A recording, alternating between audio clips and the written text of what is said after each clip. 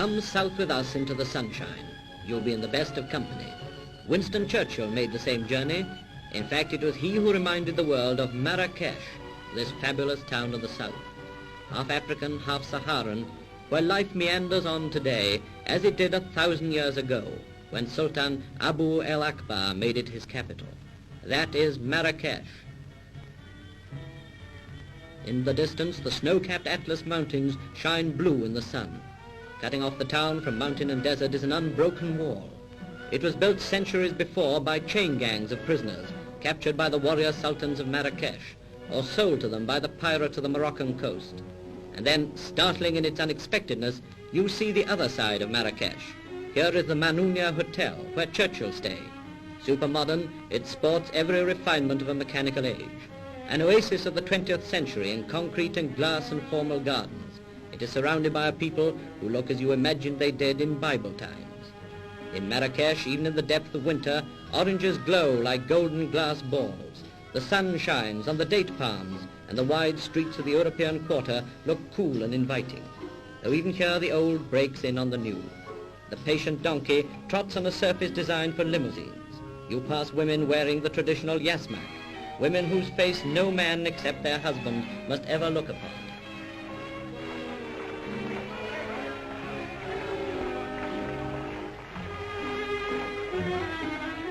The donkey is king of the road here, but there is some modern transport. Not quite like a British bus perhaps, but there are no luggage restrictions. And if you prefer to stand on the top deck, no one will stop you. In the streets, many-colored robes mingle with the older-fashioned white, and the children wear their hair shaven with this peculiar twisted pigtail.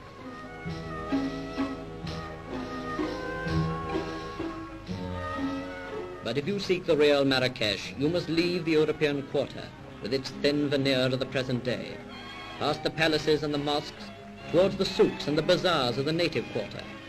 Here in a labyrinth of narrow streets, the hours fly quickly. Overhead, rush mats stretched across the streets break up the sun's rays. In the souks of Marrakesh, you can buy almost everything, except soap, which for some reason is unobtainable. A servant hired here costs practically nothing.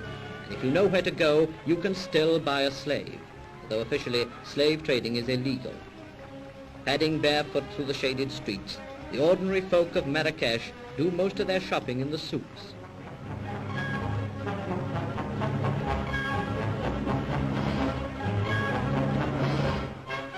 Even here, the West has caught up with them.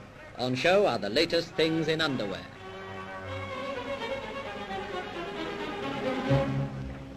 And exported, let's hope, from Birmingham, a batch of kitchen equipment.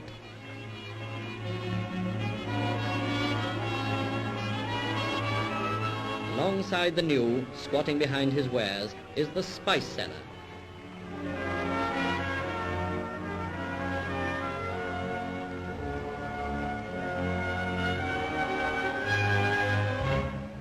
The greengrocer.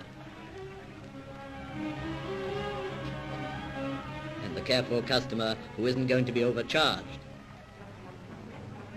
They're all there, part and parcel of Marrakesh. And there's something curiously familiar about the shops, the salesmen and the shoppers. In the local china shop, for instance, the housewife is cautious and the shopkeeper uses gestures you can see any day in a British market.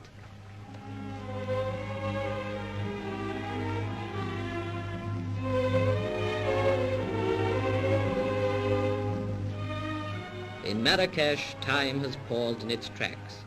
To travel there by plane from London is an experience rather like going to sleep in one's own bed and waking up in the time of David and Goliath and the prophets of the Bible.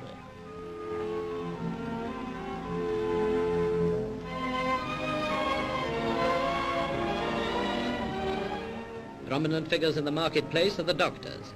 They display few medicines, but a multitude of charms. Among them are animal hides, lizard skins, jackal's teeth. The teeth are supposed to make their owner irresistible to women. Around the streets, some refuse to have their pictures taken, especially the makers of opium pipes. But most have never seen a camera before. Every street has its quota of beggars, but the marketplace seems to be their gathering ground. Quite near and as busy as the narrower streets of the souks, you find the orange market. Thousands of cases, some of them perhaps destined for Britain, are examined and priced. After long haggles, they change hands, and the sellers go back to their groves to replenish their stocks from the loaded trees.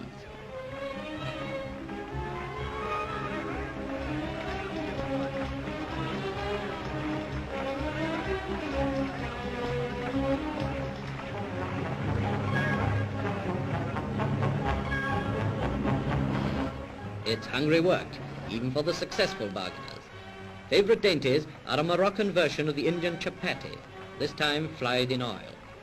Money is hard earned in Marrakesh, but if there are a few francs to spare, 10 to 1 it goes to the seller of Arabian mint tea.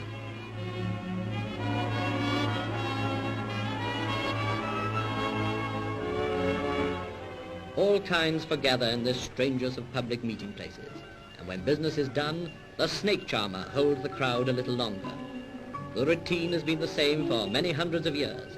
Probably it will not change for many hundreds more.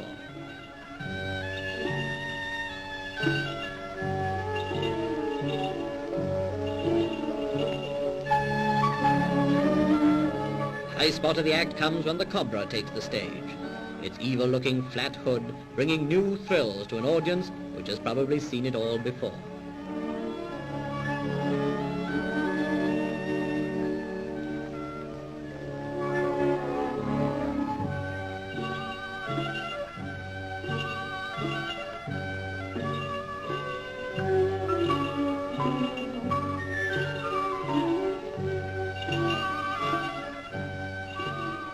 Then there's the star comedian of Marrakesh. With a dance routine and a gift of expression, it'll be hard to beat.